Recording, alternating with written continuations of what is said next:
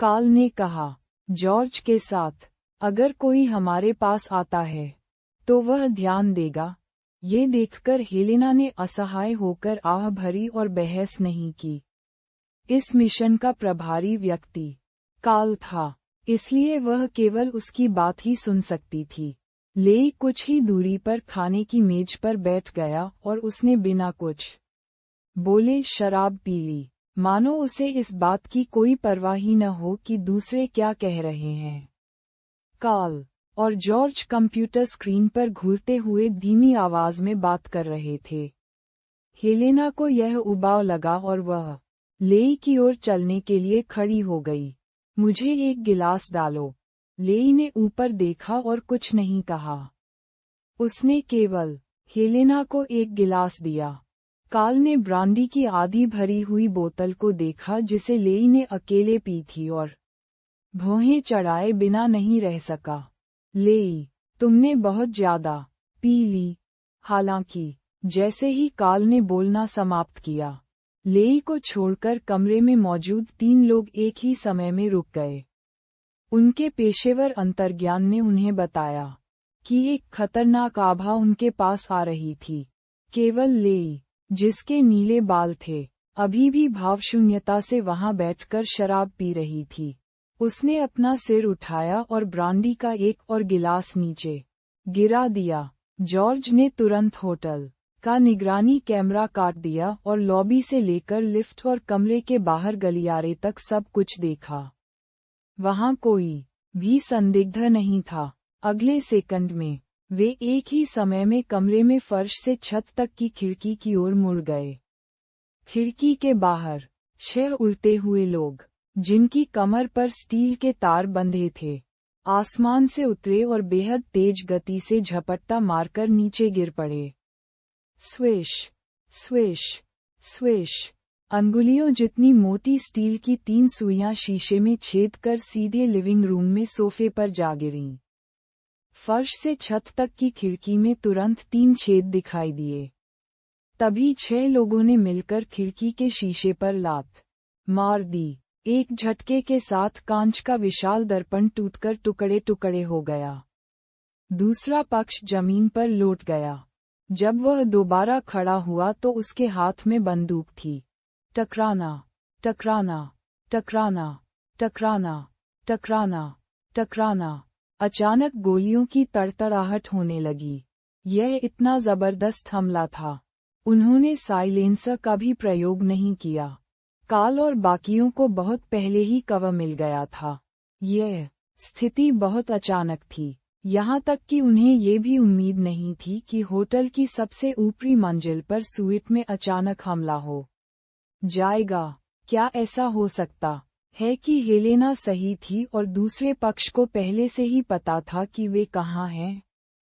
हालांकि वे सभी अनुभवी डाकू थे, इस दृश्य के सामने भी उनके भाव नहीं बदले। जब उन्होंने लेई की ओर दोबारा देखा, तो वह अभी भी अपनी सीट पर बैठा था। उस पर गोलियां बरसीं, पर कोई उसे लगी नहीं। काले कपड़े पहने वे लोग आश्चर्य से एक दूसरे की ओर देखने लगे। इतनी दूरी पर उनके शॉट चूकेंगे नहीं। हालांकि ऐसा नहीं था कि उन्हें अपनी निशानेबाजी से कोई समस्या थी। इसके बजाय धीमी गति वाले दृश्य के तहत जब गोलियां लेई के पास पहुंचीं, तो उन्होंने स्वचालित रूप से दिशा बदल दी। नीली हवा का प्रवाह जो नग्न आंखों के लिए अदृश्य था, उसके चारों ओर बह रहा था। कार्ल, जो सोफे के पीछे छिपा हुआ था, और हेलेना, जो वाइन कैबिनेट के पीछे छिपी हुई थी, ने एक दूसरे को देखा और पेशेवर इशारों का आदान प्रदान किया। अगले ही सेकंड में कार्ल अचानक सोफे के पीछे से बाहर निकला और 6 बंदूक छेदों ने उस पर बेरहमी से गोलियां चलाईं। उसी समय जब कार्ल उनसे बचने के लिए लुढ़का और रेंगा, एक उग्र लाल छाया तुरंत हवा में उछल गई। काले कपड़े पहने लोग अपने लक्ष्य की ओर मुड़े और पाया कि उग्र लाल छाया सिर्फ एक पायजामा थी। प्रतिक्रिया की प्रतीक्षा किए बिना हेलेना बिकनी पहनकर उछल पड़ी और ताकत हासिल करने के लिए कुर्सी पर पैर पटकने लगी। उसके दुबले पतले शरीर ने तेजी से हमला किया और उसने काले कपड़े पहने एक आदमी को उड़ते हुए लात मारी। काले कपड़े वाला आदमी उड़ गया और टूटी हुई फर्श से छत तक की खिड़की के किनारे से टकरा गया। लगभग 32वीं मंजिल से गिर गया। हेलेना नहीं रुकी। जब उसने अपना हाथ जमीन पर घुमाया और जमीन पर टूटा हुआ शीशा उठाया तो उसकी आकृति आकर्षक थी। वह पलटी और टूटे हुए शीशे को किसी छुपे हुए हथियार की तरह उछाल दिया। उनमें से 2 समय रहते चकमा नहीं दे सके और भौहों के बीच में गोली मार दी गई। वे तुरंत मर गए। टकराना, टकराना, टकराना। दूसरे पक्ष ने प्रतिक्रिया व्यक्त की और हेलेना की स्थिति पर कई गोलियां चलाईं। हालांकि हेलेना की प्रतिक्रिया तेज थी। वह उछलकर लुढ़कती हुई बनकर में घुस गई। केवल एक ही आदान प्रदान में एक महिला ने दूसरे पक्ष के 6 सदस्यों में से 2 की हत्या कर दी और एक को घायल कर दिया। कमरे में एक नीले बालों वाला राक्षस भी मौजूद था, और यद्यपि वह वहां निश्चल बैठा था, वे उस पर एक भी गोली नहीं चला सके। ये डरावना था। पीछे हटना, उनमें से एक ने निर्णायक ढंग से आदेश दिया। जब अन्य लोगों ने ये सुना तो उन्होंने बचने के लिए खिड़की से नीचे कूदते हुए पागलों की तरह गोलियां चलाईं। ये देखकर कार्ल और बाकी लोग बंकर के पीछे से निकल गए। कमरा अस्त व्यस्त था और 2 मृत व्यक्ति जमीन पर पड़े थे। मैंने तुमसे कहा था, लंबी देरी से परेशानी होती है। हेलेना ने अपने पजामे को सिर्फ चारे के रूप में इस्तेमाल किया था। इस समय उसने अपने शरीर को ढकने के लिए केवल अंडरवियर पहन रखा था। वह अपने सामने का दृश्य देखकर भौहें सिकोड़ने से खुद को नहीं रोक सकी। लेई, तुमने उन्हें अभी भागने क्यों दिया? जॉर्ज ने नाराजगी भरे स्वर में लेई की ओर देखा। लेई ने शराब का एक और गिलास पिया। वह थोड़ा चिड़चिड़ा लग रहा था और उसका स्वर थोड़ा भ्रमित था। क्या तुमने यह नहीं कहा कि तुम मुझे खुलकर हमला नहीं करने दोगे? इसलिए उन्होंने वहीं बैठकर शो देखा। अभी इस बारे में बात करने का समय नहीं है। जॉर्ज ने उनकी ओर देखा और कहा, हम यहाँ अधिक समय तक नहीं रह सकते। हमें तुरंत जाना होगा। कोई आ रहा है। कंप्यूटर स्क्रीन पर निगरानी फुटेज के माध्यम से जॉर्ज ने देखा कि गार्ड की वर्दी में 5 से 6 लोग पहले से ही लिफ्ट को ऊपरी मंजिल पर ले जा रहे थे। 3 मिनट बाद बाहर से दरवाजा खोला गया। स्वीट की खिड़की का शीशा टूट गया था और कमरे में साफ खून के धब्बे और गोलियों के छेद थे। ये स्पष्ट था कि भीषण युद्ध हुआ था। ये सभी सुरक्षा गार्ड होटल के सुरक्षा गार्ड थे और उन्होंने ऐसा दृश्य पहले कभी नहीं देखा था। उन्होंने शुरू में सोचा था कि फर्श से छत तक की खिड़की नहीं टूटेगी, लेकिन कौन जानता था कि ऐसा होगा। हालांकि गंदगी के अलावा कमरा खाली था। उन्हें कोई नहीं मिला। यहाँ तक कि 2 भी जो लाशें जमीन पर होनी चाहिए थीं वे जा चुकी थीं। कार्ल और बाकी लोगों ने 32वीं मंजिल से नीचे कूदने के लिए उच्च ऊंचाई वाले स्टील के तारों का इस्तेमाल किया।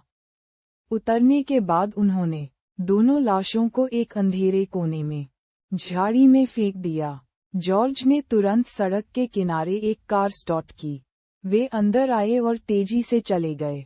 कार में कार्ल की अभिव्यक्ति उदास थी। उनका मानना था कि पिछले कुछ दिनों से बैयून शहर में प्रवेश करने के बाद वह काफी गुप्त थे, लेकिन फिर भी उन्हें खोज लिया गया। कार्ल ने कहा, हम बैयून शहर में लंबे समय तक नहीं रह सकते। हमें जल्द से जल्द कार्रवाई करनी होगी। आधी रात को हाइचिंग जिले में जी हाओयू के एकांत विला में काले कपड़े पहने 3 व्यक्ति गंभीर भावों के साथ एक दूसरे के पास खड़े थे। जब जी हाओयू सोफे पर बैठे तो उन्होंने भूरे और सफेद घरेलू कपड़े पहने हुए थे। उसके हाव भाव से कोई नहीं बता सकता था कि वह खुश है या नाराज। उसकी लंबी उंगलियां सोफे की बांह को थपथपा रही थीं। दबाव थोड़ा कम हुआ, लेकिन चूंकि जी हाओयू ने कुछ नहीं कहा, इसलिए काले रंग के 3 लोगों ने कुछ भी कहने की हिम्मत नहीं की।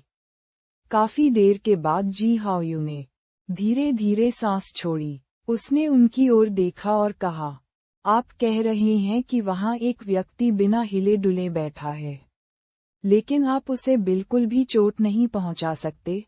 जी हाओयू ने आश्चर्यजनक हमले की विफलता को दिल से नहीं लिया। आखिरकार दूसरा पक्ष निश्चित रूप से कुछ क्षमता वाला व्यक्ति था।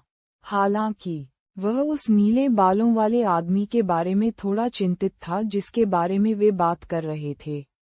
रात के हमले के प्रभारी काले कपड़े पहने व्यक्ति ने सिर हिलाया और सम्मानपूर्वक कहा, हाँ, मास्टर, वह व्यक्ति अजीब है। हम उससे केवल 5 मीटर की दूरी पर थे। गोलियों का चूकना असंभव था। जब उन्होंने उस दृश्य के बारे में सोचा, तो वे ठंडे पसीने से लथपथ हुए बिना नहीं रह सके। यदि उन्होंने इसे अपनी आंखों से न देखा होता, तो उन्हें इस पर विश्वास नहीं होता। हालांकि जब जी हाओयू ने ये सुना, तो उसके होठों के कोने धीरे धीरे एक सार्थक मुस्कान में बदल गए। मैं समझता हूँ, मानो कुछ भी कहने की योजना नहीं बना रहे हूँ। जी हाओयू ने अपना हाथ उठाया, यह संकेत देते हुए कि वे जा सकते हैं। उनके जाने के बाद जी हाओयू लिविंग रूम में सोफे पर अकेले बैठे और गहरी सोच में पड़ गए। 2 साल हो गए थे, लेकिन आखिरकार ये दिन आ ही गया। उसने कभी आराम नहीं किया था, इसलिए जिस क्षण से दूसरी पार्टी ने बैयून शहर में प्रवेश किया, उसने उनके ठिकाने को पूरी तरह से समझ लिया था। आज रात का हमला केवल दूसरे पक्ष की ताकत का परीक्षण करने के लिए था, लेकिन उनके लोगों ने अपने दुश्मन को कम आंका था। उसकी गहरी आंखों में कोई भाव नजर नहीं आ रहे थे। एक अदृश्य आभा ने जी हाओयू को ढक लिया। उसके पीछे खिड़की के बाहर अंतहीन रात के आकाश के साथ वह अंधेरे में एक सम्राट की तरह लग रहा था, ठंडा और भयंकर। अगली सुबह जियान ए को जी हॉक्स्यू का फोन आया। वह थोड़ा आश्चर्यचकित हुई, लेकिन यह अपेक्षित था। यदि वे एक दूसरे से बिल्कुल भी संपर्क नहीं करते, तो सबसे पहले संपर्क विवरण का आदान प्रदान करने की कोई आवश्यकता नहीं होती। हालांकि जियान ए को इतनी जल्दी कॉल आने की उम्मीद नहीं थी। जी हॉक्सू ने जियान ए को तुरंत जी परिवार की हवेली में आमंत्रित नहीं किया। इसके बजाय उसने उसे दूध वाली चाय के लिए बैयून स्क्वायर पर आमंत्रित किया। दोपहर, चूंकि जियान ए स्वतंत्र थी, वह खुशी से बाहर चली गई। सी यूहान ने हमेशा की तरह उसका पीछा किया। ग्रीष्म अवकाश के दौरान बैयून शहर में सबसे अधिक लोगों की उपस्थिति वाला स्थान ऐतिहासिक बैयून स्क्वायर था। जियान ए और सी यूहान 20 मिनट पहले पहुंचे और कृत्रिम फव्वारे के पास की सीटों पर इंतजार करने लगे। मौसम कुछ गर्म था और हर जगह लोग थे। उन्हें देखने से ही और भी ज्यादा हॉटनेस महसूस होने लगती है। CU 2 आइसक्रीम खरीदो। जियान ए ने सी यूहान के पीछे देखा और इशारा किया। सी यूहान ने पीछे मुड़कर देखा और कुछ ही दूरी पर एक मिठाई का घर देखा। बाहर कतार लगी थी और वे सभी आइसक्रीम खरीद रहे थे। सी यूहान ने सिर हिलाया और आगे चलने के लिए खड़ा हो गया। GOA। जियान ए के पीछे एक आश्चर्यचकित आवाज सुनाई दी। जियान ए ने घूमकर प्रसन्नता महसूस की। भाई वूबी ने स्लीवलेस बनियान, एक जोड़ी फूलदार पैंट और फ्लिप फ्लॉप पहन रखा था। उनका पूरा पहनावा सामान्य से अलग था। साफ था कि वह खरीदारी करने गया था। उसके बगल में एक उत्तम और सुंदर विदेशी लड़की खड़ी थी। यह कोई और नहीं बल्कि जिंग ली थी। Hi hello. जब जिंग ली ने जियान ए को देखा, तो उसने बी के परिचय के बिना उसका स्वागत करने की पहल की। जियान ए मुस्कुराया, नमस्ते। फिर उसने बी की और देखा और पूछा, भाई वूबी, क्या यह आपका दोस्त है? वूबी ने सिर हिलाया। वह विदेश से आए है। मैं उसे घुमा रहा हूँ। जियान समझ गया। इसमें कोई आश्चर्य नहीं कि भाई वूबी ने आज ऐसे कपड़े पहने थे। बहन जियो जब वे बात कर रहे थे, अचानक सड़क के विपरीत दिशा से जी हॉक्स्यू की प्रसन्न आवाज आई। जियान ने तुरंत ऊपर देखा और देखा कि जी हॉक्स्यू एक सफेद पोशाक में उसके सामने सड़क पर खड़ी थी और उसकी ओर हाथ हिला रही थी। हालांकि इससे पहले कि जियान प्रतिक्रिया दे पाता, एक काले रंग की बिजनेस कार अचानक तेजी से निकली और जी हॉक्स्यू के सामने रुक गई। चीख पुकार के बाद दूसरे पक्ष ने जी हॉक्स्यू को कार में खींच लिया और चले गए। ये दृश्य एक पल में घटित हुआ।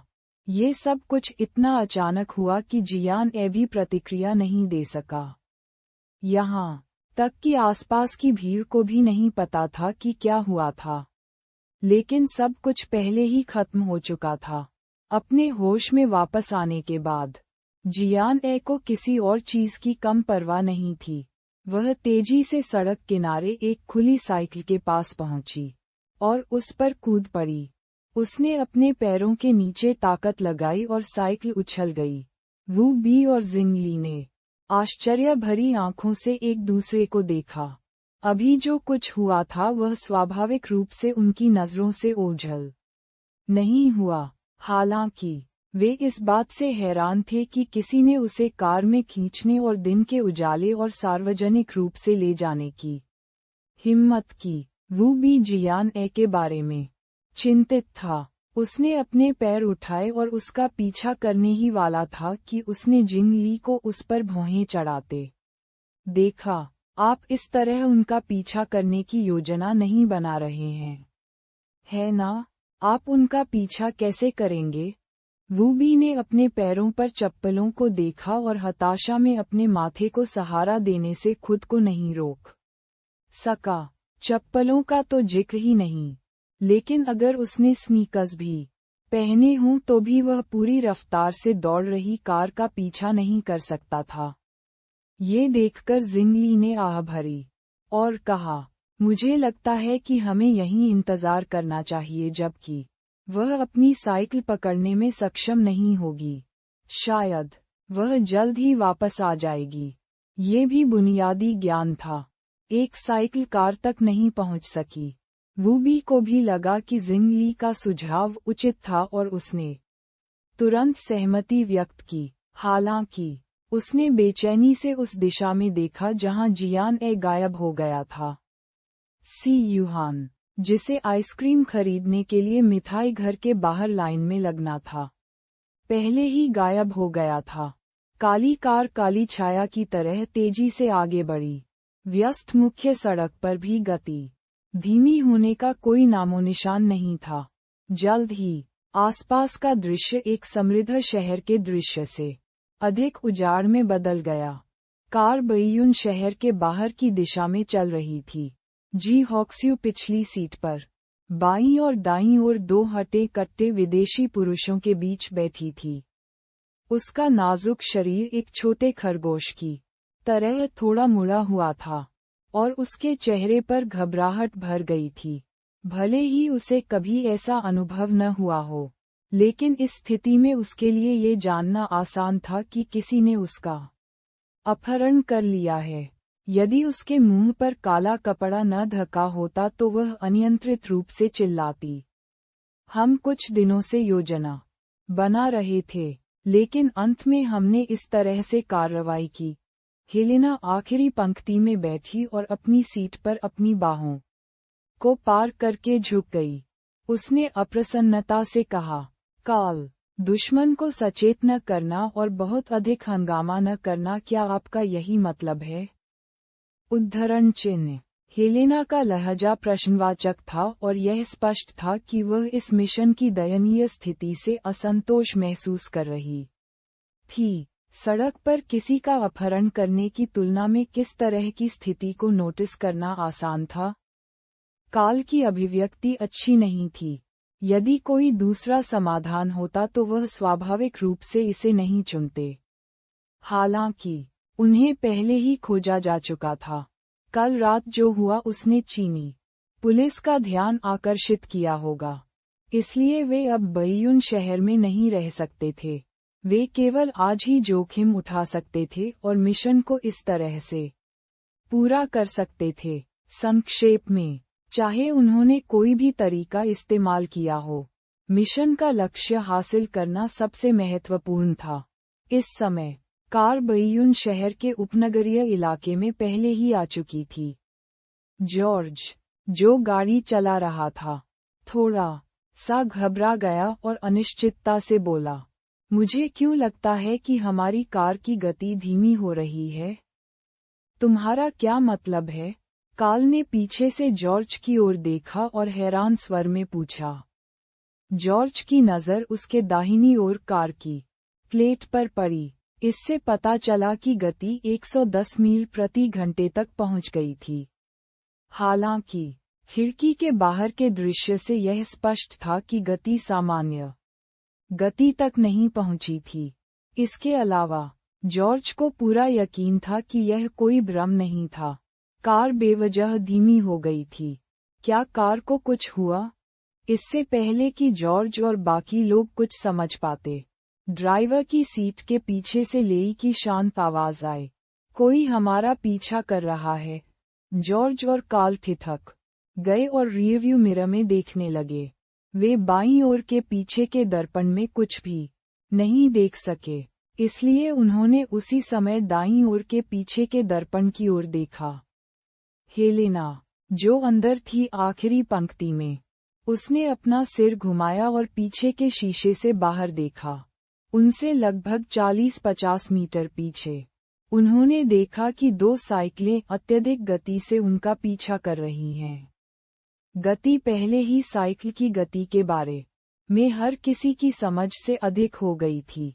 जब उनकी नज़र साइकिल पर एक युवा लड़की पर पड़ी तो वे अपनी आंखें चौड़ी करने से खुद को नहीं रोक सके।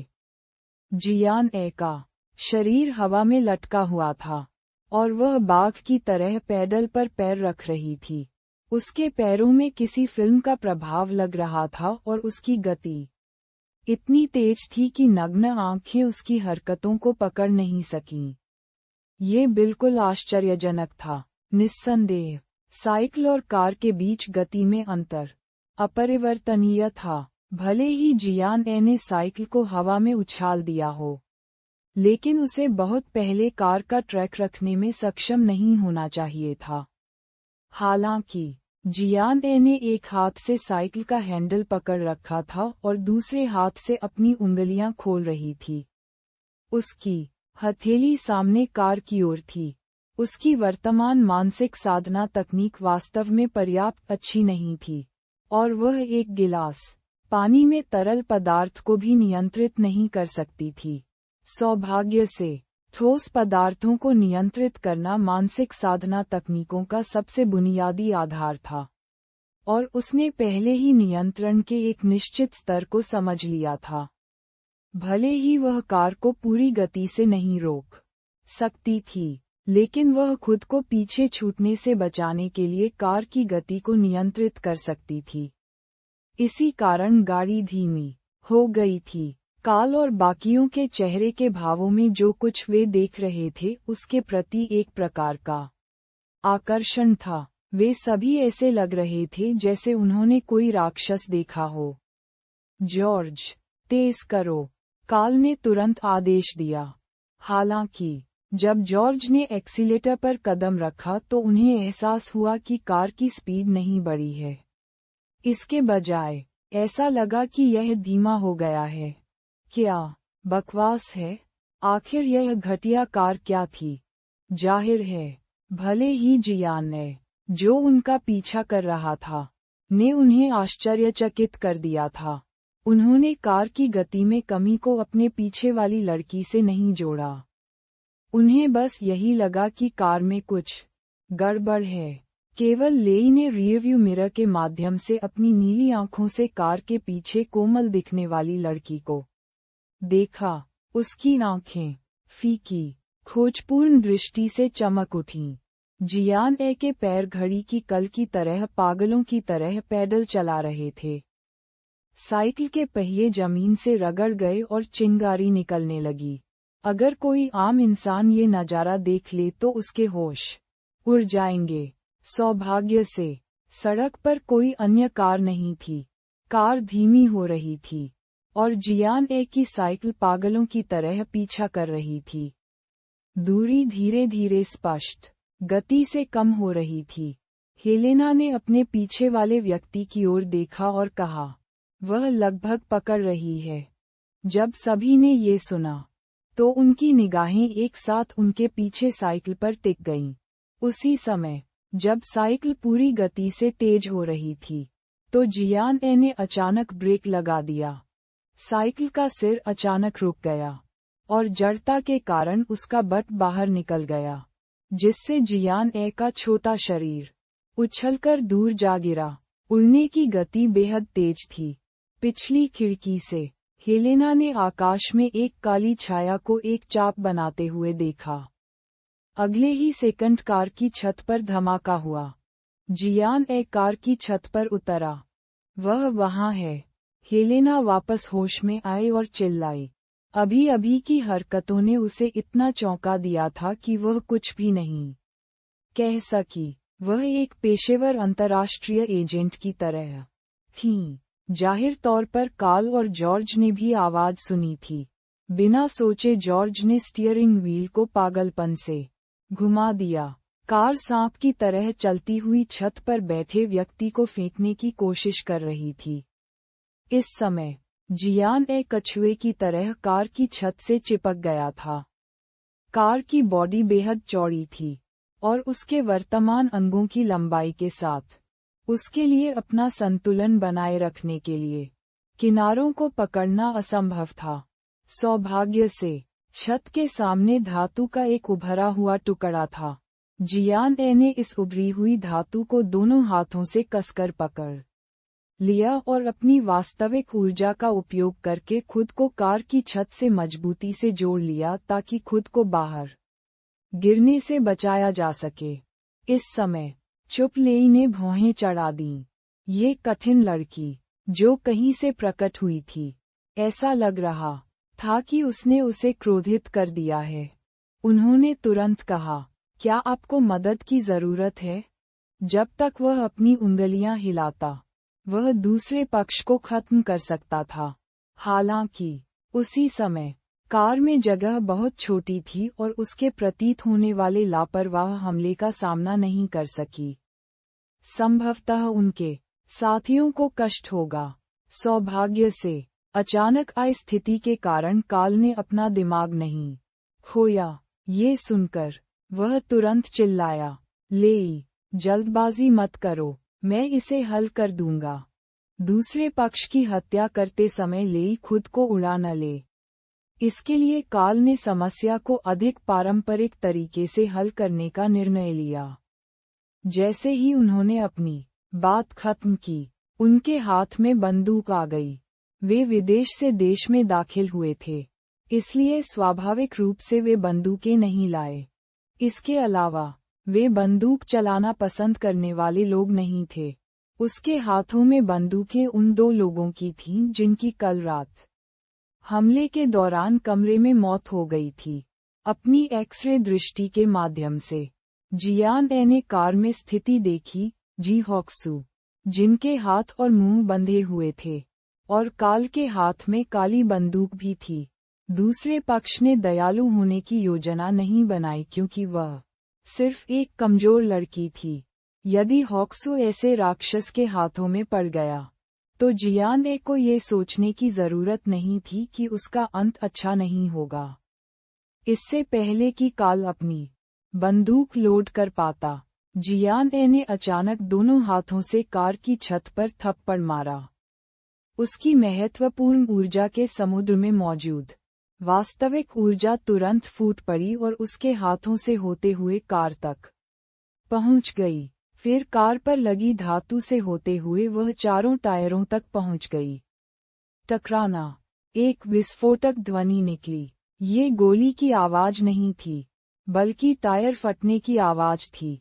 अचानक एक कानफोड़ू आवाज आई और कार अनियंत्रित होकर घूम गई। उस चाल का उपयोग करने के बाद जियान ए का शरीर थोड़ा ढीला हो गया और वह तुरंत दूर जा गिरी। उसका शरीर सड़क किनारे एक चिनार के पेड़ के तने से टकराया और फिर वह धमाके के साथ जमीन पर जा गिरी। पफ! जियान ए को ऐसा महसूस हुआ जैसे उसके आंतरिक अंग खत्म होने वाले थे, चकनाचूर। उसके गले से एक धातु जैसा स्वाद आया और उसने तुरंत मुंह से खून उगल दिया। उसने ऊपर देखा और देखा कि कार अनियंत्रित होकर सड़क के बाहर धान के खेत की ओर घूम रही थी। तभी जियान ए को एहसास हुआ कि वह बहुत आगे निकल गई है। यदि कार एक तरफ पलट जाती तो हॉक्सू खतरे में पड़ जाता। हालांकि अभी जो हुआ वह भी एक असहाय कार्रवाई थी। अगर उसने ऐसा नहीं किया तो न केवल कार नहीं रुकेगी, बल्कि उसे दूसरे पक्ष की बंदूक से पीट कर छलनी कर दिया जाएगा। अपना हाथ उठाते हुए जियान ए ने कार को नियंत्रित करने के लिए अपनी मानसिक साधना तकनीकों का उपयोग करना चाहा, लेकिन उसे एहसास हुआ कि वह बिल्कुल भी ताकत नहीं लगा सकती। कार अभी भी अस्त व्यस्त थी। टायर अचानक फट गए और कोई भी तैयार नहीं था। ड्राइवर की सीट पर बैठे जॉर्ज के अलावा बाकी लोगों ने सीट बेल्ट नहीं लगाई थी। जैसे ही कार घूमी, उन्हें चक्कर आ गया। घबराहट में कार्ल चिल्लाया, ले इसे रोको। जैसे ही उनकी बात खत्म हुई, बेकाबू कार रुक गई। कार से आधे मीटर से भी कम दूरी पर 2 मीटर ऊंची एक विशाल चट्टान थी। कार रुकी और जियान ए ने कुछ ही दूरी पर ये दृश्य देखा। उसने खुद को जमीन से उठने के लिए मजबूर किया और लापरवाही से अपने मुंह के कोने पर लगे खून को पोंछ लिया।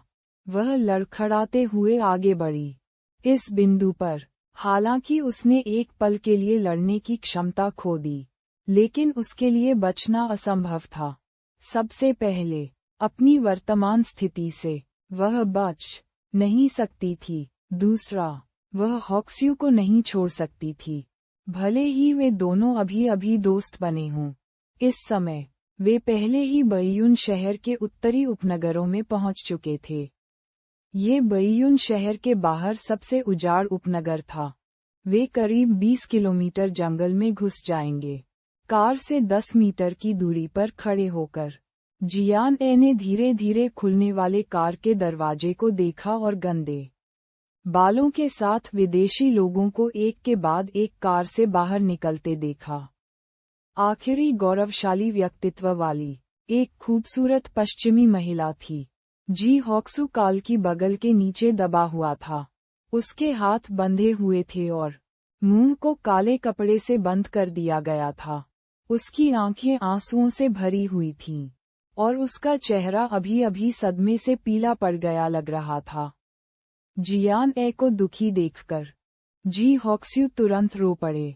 उसने जियान ए को अपराध बोध, हृदय पीड़ा और निराशा से देखा और वह समय समय पर रोने लगती थी। वह अभी कार में घूम नहीं पा रही थी और रियरव्यू मिरर नहीं देख पा रही थी। वह नहीं जानती थी कि क्या हुआ था और वह केवल इन विदेशियों से सुन सकती थी कि कोई कार का पीछा कर रहा था। हालांकि जी हॉक्स्यू को उम्मीद नहीं थी कि जिस व्यक्ति ने उसे बचाने की पूरी कोशिश की वह सिस्टर जियो ए थी। जियान ए थोड़ा झुक गया। उसका चेहरा कीचड़ से सना हुआ था और उसके मुंह के कोनों पर खून के निशान थे। उसने एक हाथ से अपनी दुखती छाती को पकड़ा और हल्की सी हौंफते हुए अपने सामने मौजूद लोगों की ओर देखा। ये देखकर कि हॉक्स्यू सुरक्षित और स्वस्थ थी, वह राहत की सांस लेने के अलावा कुछ नहीं कर सकी।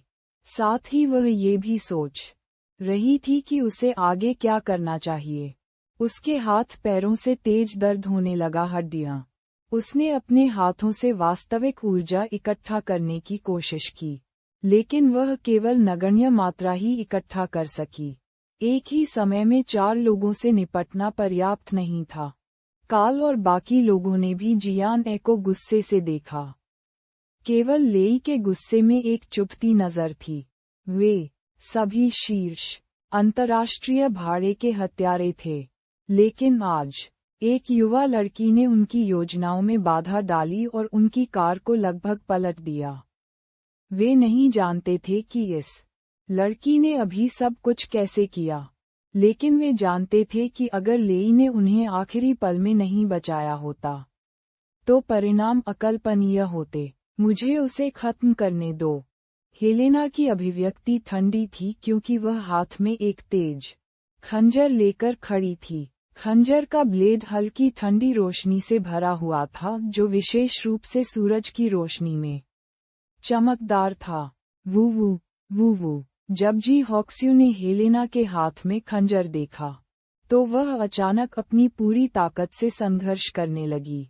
उसके आंसू टूटे हुए बांध की तरह बह निकले और उसकी आंखें याचना से भर गईं। वह कहती दिख रही थी, मैं तुम्हारे साथ चलूंगी, कृपया बहन, जियो ए को चोट न पहुंचाएं। हालांकि काल के सामने जी हॉक्स्यू की ताकत उल्लेख के लायक नहीं थी। इससे कोई फर्क नहीं पड़ता कि उसके पैर इधर उधर कैसे उछले। काल बिना हिले वहीं खड़ा रहा, ये देखकर कि किसी ने आपत्ति नहीं जताई। हेलेना खून के प्यासे अंदाज में मुस्कुराए बिना नहीं रह सकी। वह कमजोर जियान ए की ओर चल पड़ी। उसे हमारे साथ ले जाओ। इस समय लेई ने अचानक शांति से कहा। हेलेना अपनी जगह पर रुक गई और उसकी आंखों में आश्चर्य की झलक दिखाई दी। वह पलटी और अविश्वास से बोली, लेई, तुम उसे अपने साथ ले जा रहे हो? लेई की अभिव्यक्ति थोड़ी बदल गई, लेकिन जियान ए पर उसकी नज़र गहरी थी। ये सुनकर उसने शांति से कहा, मुझे उसमें बहुत दिलचस्पी है। हेलेना ने तुरंत एक गहरी सांस ली और काल की ओर मुड़ने से पहले अपनी आंखें घुमा लीं। काल भी भौंचक्का रह गया। हालांकि वह लेई की किसी भी बात पर आपत्ति करने में बहुत अनिच्छुक था, लेकिन अब स्थिति अलग थी। उसे याद दिलाना पड़ा, लेई, हमारी कार नष्ट हो गई है। मिशन लक्ष्य को साथ लाना काफी कठिन है। असंबंधित लोगों को संभालने के लिए कोई अतिरिक्त बैंडविड्थ नहीं है। हालांकि उसके सामने वाली लड़की में प्रतिकार करने की क्षमता नहीं थी, लेकिन जब उसने अभी जो कुछ भी हुआ था उसके बारे में सोचा, तो वह चिंतित हुए बिना नहीं रह सका कि क्या ऐसे व्यक्ति को साथ लाया गया था। उसे मारना अधिक आरामदायक था। आपको चिंता करने की जरूरत नहीं है, मैं उसे खुद ले जाऊंगा। ऐसा लगता है कि लेई ने जियान ए को अपने साथ ले जाने का फैसला किया है, और उसका लहजा निर्विवाद था। काल रुक गया। कोई लेई को अपमानित करने के परिणामों की कल्पना कर सकता है। चूंकि यही मामला था, सिर हिलाते हुए काल ने हेलेना की ओर देखा। ये देखकर हेलेना ने आह भरी और अपनी पैंट की कमर पर म्यान में सटीक वार करने से पहले खंजर को अपनी हथेली में कई बार घुमाया।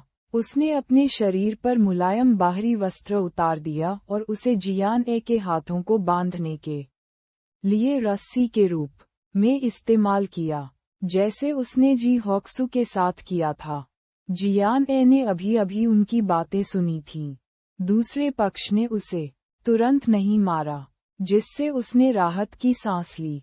जब तक उसने अपनी जीवन शक्ति वापस पाली, वह बचने का रास्ता सोच सकती थी। हाउक्यू के साथ यह इस आधार पर था कि वह रहती थी। हेलेना जियान ए के सामने खड़ी हो गई और उसे बेरहमी से आकार दिया। फिर उसने खर्राटे लेते हुए कहा, छोटी लड़की, तुम काफी सक्षम हो। यह अच्छा है कि तुम आज नहीं मरी। मैं इसे याद रखूंगी। मैं भविष्य में तुम्हारे साथ इसका निपटारा करूंगी। जैसे ही उसने बोलना समाप्त किया, वह जियान ए की बाँह पकड़ने के लिए आगे बढ़ी। अप्रत्याशित रूप से इस समय हेलेना को अपने ऊपर एक बेहद खतरनाक दबाव महसूस हुआ। ऐसा लग रहा था कि आसपास की हवा ठंडी हो गई है। इससे पहले कि वह प्रतिक्रिया कर पाती, हेलेना ने सहजता से अपनी बाहों को अपनी छाती के सामने कर लिया और तुरंत एक मानक रक्षात्मक मुद्रा अपना ली। अगले ही सेकंड में उसकी छाती पर एक झटका लगा। ये झटका 1000 किलोग्राम के बराबर था और हेलेना इसे बर्दाश्त नहीं कर सकी। इसने तुरंत उसे पीछे की ओर उड़ा दिया। जॉर्ज तेजी से आगे बढ़ा और हेलेना को पकड़ने की कोशिश करने लगा। हालांकि उन्होंने उस हमले की ताकत को कम करके आंका। हेलेना का शरीर उसकी बाहों से टकराया और वह जॉर्ज के भारी शरीर के साथ उड़ गई। एक धमाके के साथ वे दोनों रेत का तूफान उठाते हुए खेत में जा गिरे। हेलेना को लगा कि उसकी बाहें सुन्न हो गई हैं और वह बेहोश हो गई। उसे अपने सीने में हल्का दर्द भी महसूस हुआ। सौभाग्य से जॉर्ज उसका सहारा था, नहीं तो वह घायल हो जाती। एक बफर के साथ हेलेना और जॉर्ज ज्यादा घायल नहीं हुए। वे धूल से लथपथ जमीन से रेंगते हुए ऊपर आए और उसी समय ऊपर देखा। जियान ए के सामने की भयंकर काली आकृति पर एक जानलेवा आभा थी, मानो वह मृत्यु का देवता हो जो अंधेरी रात से बाहर आया हो। सी यूहान के अलावा और कौन हो सकता है? जियान ए खुश हुआ और बोला, आपने हमें कैसे पाया? उद्धरण चिन्ह। उसने शहर के बाहर दूसरे पक्ष की कार का पीछा किया और यहाँ उनका पीछा किया।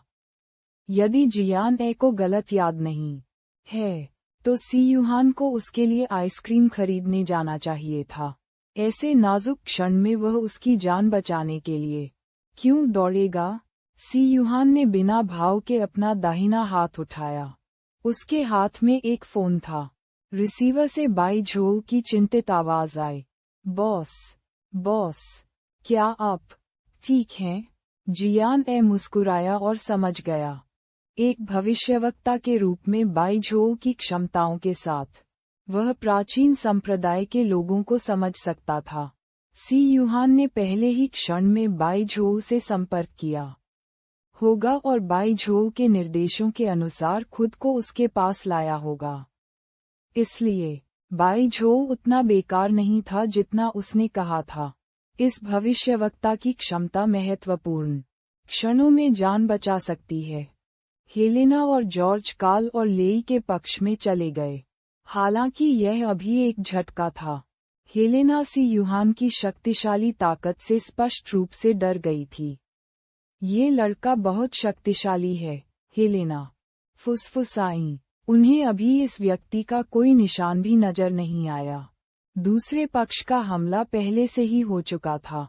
यदि दूसरे पक्ष के शरीर पर वह शक्तिशाली आभा नहीं होती जिससे हेलेना को इसका एहसास होता, तो लात उसकी छाती पर लगती।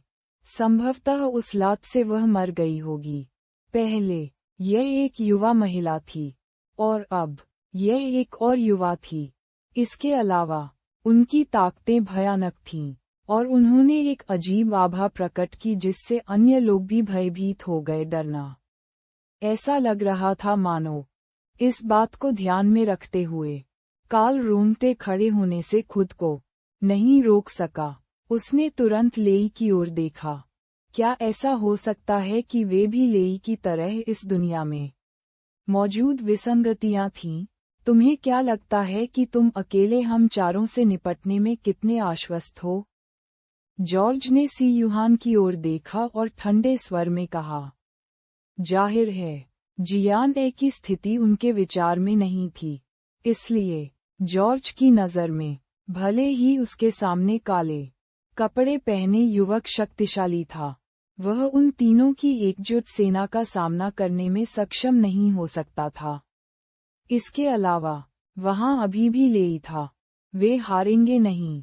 किसी को मारना एक ही बात थी, दो को मारना भी वैसा ही था। हालांकि जैसे ही जॉर्ज ने बोलना समाप्त किया, खाली सड़क के अंत से कार के इंजन की आवाज आई। पलक झपकते ही कार रुक चुकी थी। कार का दरवाजा खुला और सामने की यात्री सीट से बाहर निकलने वाला पहला व्यक्ति जियोजेन था, जो ठंडी आभा से ढका हुआ था। फिर ची यांग कठोर भाव के साथ ड्राइवर की सीट से बाहर चली गई।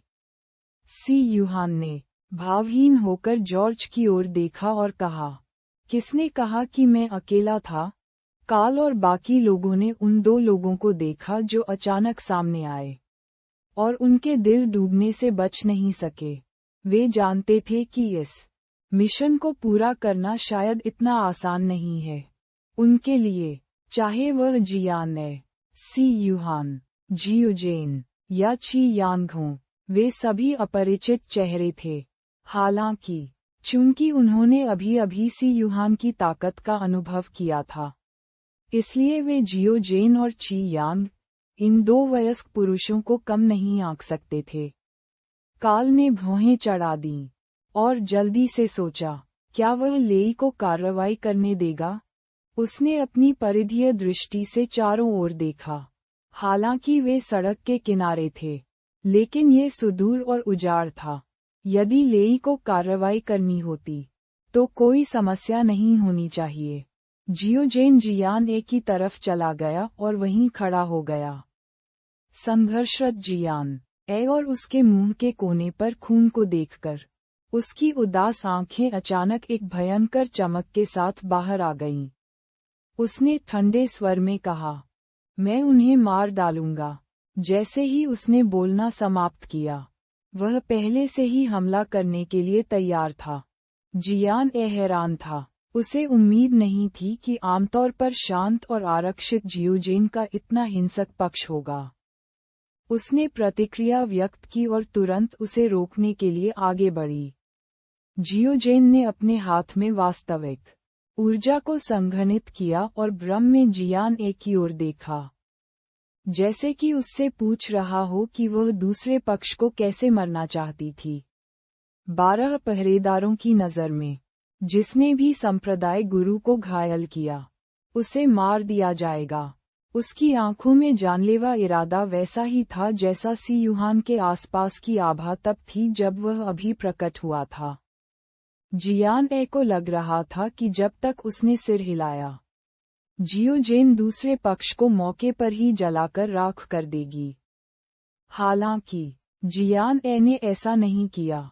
इसके बजाय उसने जियोजेन की कलाई को आराम से पकड़ लिया और कमजोर रूप से कहा, उतावले मत बनो। ऐसा नहीं था कि जियान ए डर गया था, लेकिन हॉक्सू अभी भी दूसरे पक्ष के हाथों में था।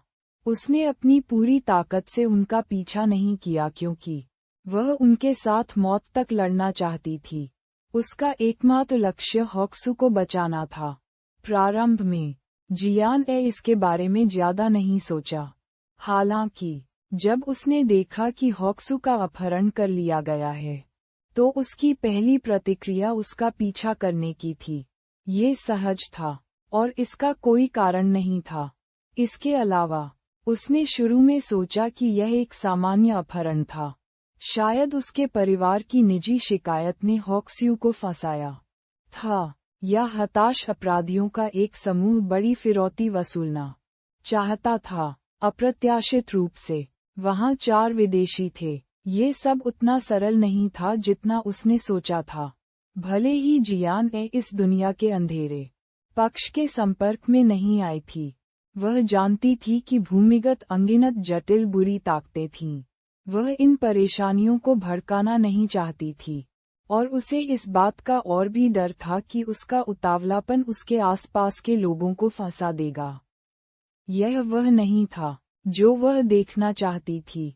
जब जियोजेन ने ये सुना, भले ही वह अपने दिल में गुस्से को शांत नहीं कर सका, वह केवल जियान ए के शब्दों का पालन कर सका। उसने अपना हाथ पलटा और शक्तिशाली वास्तविक ऊर्जा तुरंत नष्ट हो गई। जियान ए ने अपने थोड़े भारी शरीर को सामने की ओर खींचा और भयभीत जी हॉक्सू की ओर देखा। उसने एक आरामदायक मुस्कान प्रकट की, मानो उसकी असहज भावनाओं को शांत कर रही हो। फिर उसने काल की ओर अपनी निगाहें घुमाईं। यदि उसका अंतर्ज्ञान सही था, तो ये गोरा, नीली आंखों वाला, सफेद आदमी उनका नेता होना चाहिए। हालांकि नीले बालों वाला युवा अधिक ध्यान आकर्षित करता प्रतीत हुआ। लेकिन ये स्पष्ट था कि यह गोरा आदमी ही मुख्य आकर्षण था।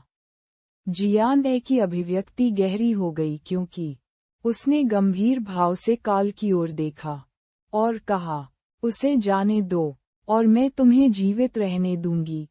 ये लहजा एक कृपालु भाव लिए हुए लग रहा था। लेकिन जियान ए जानबूझकर भ्रमित नहीं कर रही थी। अगर उसके पीछे के 3 लोगों ने एक ही समय में हमला किया, तो वह जानती थी कि दूसरी पार्टी उनका मुकाबला नहीं कर रही थी।